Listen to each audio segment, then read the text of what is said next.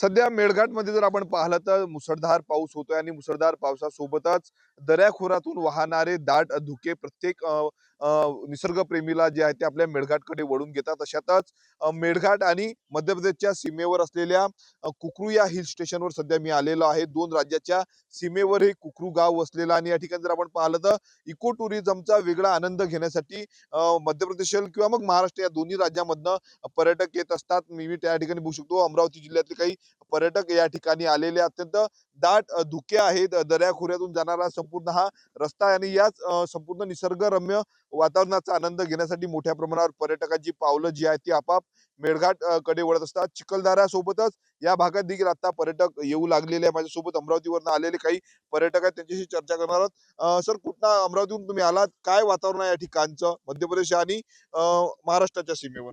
अगदी नयनरम्य वातावरण आहे। धुक्याची चादर पांघरून हे जे निसर्ग आपल्याला जे सौंदर्याची उधळण करतो आहे ते अविश्वसनीय आहे आणि याचा प्रत्येकाने मनमुराद आनंद घ्यावा अशी मी सर्वांना आग्रहाची विनंती करतो। काय सांगणार, कुठून आले तुम्ही? चिखलदरा तर लोक नेहमी जातात, तुम्ही आता लोक इकडे महाराष्ट्र आणि मध्य प्रदेशच्या सीमेवर देखील येत आहेत। बिलकुल, आम्ही चिखलदऱ्याला तर नेहमीच जातो, पण यावेळेस वेगळी वाट निवडावी म्हणून त्यासाठीच आम्ही या कोकरू आणि खामला इकडे येण्याचं ठरवलं होतं। आणि विशेषतः चिखलदऱ्यापेक्षाही असं आल्हाददायक वातावरण आज आहे इथे आणि बिलकुल म्हणजे चहूकडे बिलकुल धुकंच धुकं दिसत आहे आणि इथं जो खवा आहे त्याची एक मजा वेगळीच आहे। ओरिजिनल जे म्हणतो आपण, जे आपल्याला भेटत नाही, त्याचाही आम्ही आस्वाद घेतला।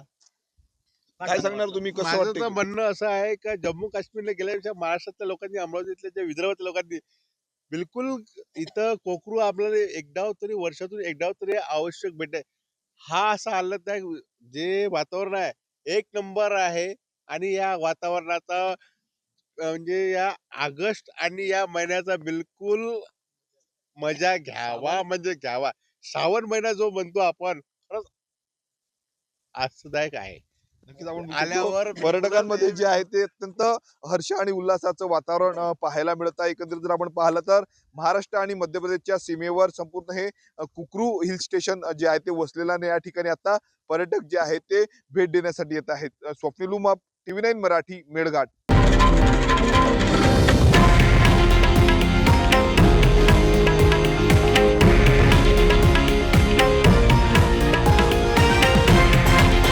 हे आहे देशातील नंबर 1 न्यूज नेटवर्क आणि आपण पाहत आहात TV9 मराठी, एकमेव।